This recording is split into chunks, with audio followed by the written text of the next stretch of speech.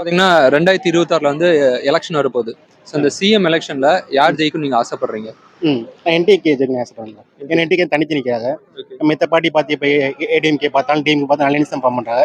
Without alliance வந்து யாராலையும் வந்து இப்போ கவர்மெண்ட் ஃபார்ம் பண்ண முடியாது. ஏன்னா ஓட் பர்சன்டேஜ் நீங்கள் பார்த்துங்க. இப்போ டிஎம்கே வந்து வித்தவுட் அலையன்ஸ் ஜெயிக்க முடியுமா? நான் ஓப்பன் சேலஞ்ச் வரேன், கண்டிப்பாக ஜெயிக்க முடியாது. ஏடிஎம்கேல முடியாது. ஆனால் சீமானும் தனித்து நின்று பார்த்தீங்கன்னா உங்களுக்கு ஓட்டு பெறுகிறார். இவ்வளோ ஓட்டு வந்து மித்த கட்சி வந்து யாராலும் வந்து காசு கொடுக்காம வாங்க முடியாது ஓட்டு.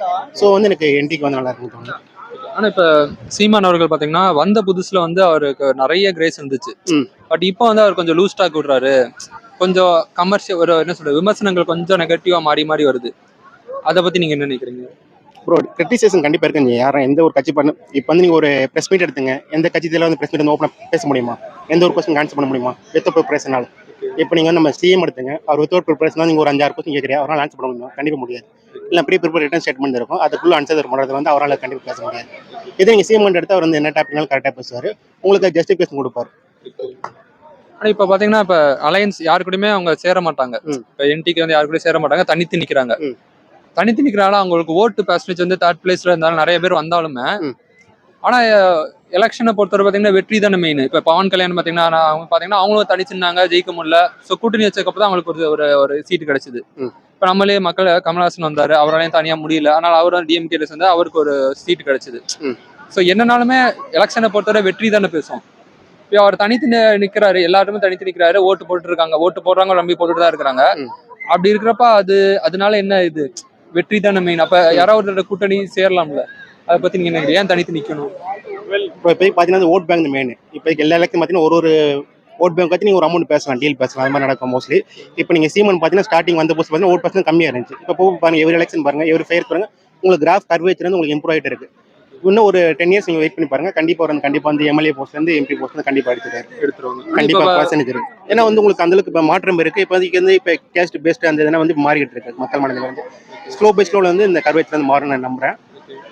இளைஞர்கள் வந்து கண்டிப்பாக வந்து ஒரு வாக்கு கொடுப்பாங்க. இப்போ எலெக்ஷன்ல பாத்தீங்கன்னா போன தடவை வந்து நிறைய எடுத்தாரு, அவரு 3rd பிளேஸ் வந்தாரு. ஆனா இந்த தடவை டிவிக்கு உள்ள வந்திருக்காங்களா? விஜய்ங்கிற ஒரு பெரிய மாசான ஒரு ஆக்டர், ஒரு பெரிய ஃபாலோவர்ஸ் இருக்கு அவருக்கு.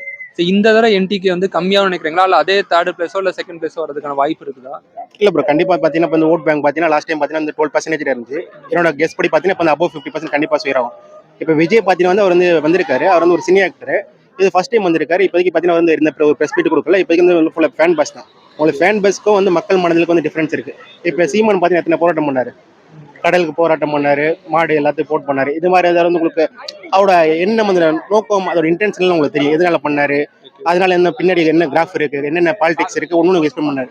இது மாதிரி நீங்க விஜய் பேசணும் கண்டிப்பா பண்ண மாட்டாரு. ரைட்.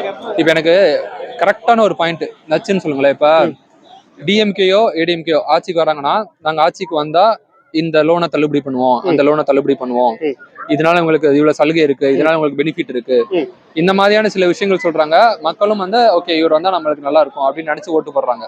இப்ப என்டிகே அவங்களோட கொள்கை தான் என்ன மெயினான கொள்கை? அவங்க வந்தா என்ன லாபம் தானே பார்ப்பாங்க. நல்லவன் கெட்டவன் அதெல்லாம் ரெண்டாவது, ஒரு நாட்டோட தலைவன் நல்லவனா இருக்கு கெட்டவனா இருக்கும் அதெல்லாம் விட்டுருங்க. ஆனா ஒருத்தர் வந்தா எனக்கு என்ன லாபம் அப்படிங்கிற மாதிரி தான் ஜனம் பார்க்கும். கண்டிப்பா. சோ இப்ப சீமான் அவர்களோட கொள்கைகள் அப்படின்னு சொல்லி ஒரு 5 கொள்கைகள் உங்களால நச்சுன்னு சொல்ல முடியுமா? ஃபர்ஸ்ட் நான் கொள்கையை சொல்றேன். ஃபர்ஸ்ட் வந்து நான் டிஃபரன்ஸ் பண்ணிக்கிறேன். இப்போ ஏடிஎம்க்கு பார்த்தீங்கன்னா போனாச்சு வந்து ஏடிஎம்கே இருந்துச்சு. இப்போ மக்கள் எப்போ வந்து ஏடிஎம்க்கு வந்து ஒரு அரௌண்ட் ஒரு 10 இயர்ஸ் கிட்ட இது கொடுத்துட்டாங்க. இப்போ ஏடிஎம்க்கு பிடிக்காதனால பார்த்தீங்கன்னா இப்போ டிஎம்க்கு வந்து கவர்மெண்ட் ஃபார்ம் ஆயிடுச்சு. இப்போ நெக்ஸ்ட் டைம் பார்த்தீங்கன்னா இப்போ நான் சீமானே வரணும்னு சொல்கிறேன். வந்து இப்போ சீமான் வந்து நிறைய அனௌன்ஸ் பண்ணியிருக்காரு. இப்போ வந்து எங்களுக்கு வந்து இலவசம் தர மாட்டோம், மித்தபடி வந்து நாங்கள் எம்ப்ளாய்மெண்ட் சைடு வந்து நாங்கள் இம்ப்ரூவ் பண்ணுவோம், இளைஞர் நலன் இது பண்ணுவோம், ப்ளஸ் இலங்கை தமிழருக்கு வந்து நாங்கள் இது பண்ணுவோம். அங்கே வந்து நாங்கள் நிறைய பாயிண்ட்ஸ் ஆட் பண்ணியிருக்காரு 1 by 1. எனக்கு தெரிஞ்சு வந்து நீங்கள் ஒரு சான்ஸ் வித்தவுட் சான்ஸ் கொடுக்காம நீங்கள் எப்படி வந்து இது பண்ண முடியும்? எனக்கு கொடுத்தா வந்து மக்களுக்கு இப்போ பேசனேஜ் உங்களுக்கு கருவேறு வந்து அட்லீஸ்ட் ஒரு இப்போ நீங்கள் கவுன்சிலர் பார்த்துருக்கா ஆல்ரெடி வந்து நான் தமிழ் இப்போ கவுன்சிலர் இருக்கா, அது எவ்வளோ டெவலப் பண்ணியிருக்கா, இப்போ எவ்வளோ போராட்டம் பார்த்தீங்கன்னா அந்த போராட்ட பேக்ரவுண்டே யார் பார்த்தீங்கன்னா இப்போ என்டிகே. அதனால உங்க மக்கள் மனதில் கண்டிப்பாக வந்து சீமான் கண்டிப்பாக. இல்லை நான் என்ன சொல்ல வரேன்னா, இப்போ ஒவ்வொரு ஆளுக்கும் குடும்பத்துக்கும் ஒரு கவர்மெண்ட் ஜாப் அந்த மாதிரி சொல்றாங்கல்ல. ஸோ இப்போ வந்து இப்போ உங்களே டிஎம்கே ஏடிஎம்கே வந்து 5000 தரோம் 10,000 தரோம் இந்த மாதிரிலாம் சொல்றாங்கல்ல. ஸோ மக்கள் ஓட்டு போடுறவங்க இன்னைக்கு என்ன வரும், நம்மளுக்கு வந்து இவர் தந்தா நம்மளுக்கு சலுகைகள் தானே மைண்ட்ல வரும். பட் அதை தாண்டி வந்து இவர் சொல்றது பாசிபிளா பண்ண முடியுமா? வந்து ஒவ்வொரு வீட்டுக்கும் குடும்பத்துக்கும் ஒரு கவர்மெண்ட் ஜாப் கொடுக்குறேன் அப்படின்னு மாதிரி சொல்றாரு, அது நடக்குமா?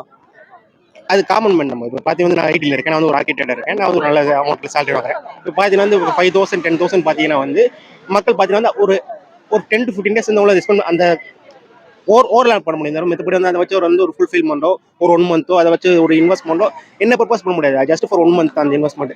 அதுக்காண்டி வந்து ஒரு சிலர் இப்போ வந்து ஓகே நம்ம அமௌண்ட் வாங்கிட்டோமே அதனால ஓட்டு போடாத வந்து அதை அனலைஸ் பண்ணணும். இதனால் இன்டென்ட் என்ன, இப்போ ஒரு 5,000 தரான் இந்த கட்சிக்காரன், இந்த கட்சிக்கார 10,000 தரானா பேக்ரவுண்ட் என்ன, அவன் எந்தெந்த டெண்டர் அடிக்க போறான், இவனுக்கு வந்து ஒரு ஒரு சீட்டு கொடுக்கணும், ஒரு எம்எல்ஏனா வந்து உங்களுக்கு நல்ல ஒரு 10 கொடுக்க மாட்டேன், இவ்வளோ லட்சம் தெரியும், அவ்வளோ அமௌண்ட் தெரியும், அதுக்கு பார்த்து அவங்க சீட்டு தராது வந்து மற்றபடி அவர் என்ன சொசைட்டி பண்ணார், அந்த ஏரியாவுக்கு அவர் என்ன பண்ணார், ஃபர்ஸ்ட் அந்த ஏரியாவுக்கு அந்த மக்கள் அவர் தெரியுமா, அந்த பீப்புளை தெரியுமா, அது மாதிரி. உங்களுக்கான ஃபுல்லா அவர் வரணும் அப்படின்னு ஒரு எனக்கு கண்டிப்பாக சீமான் வரணும் எனக்கு.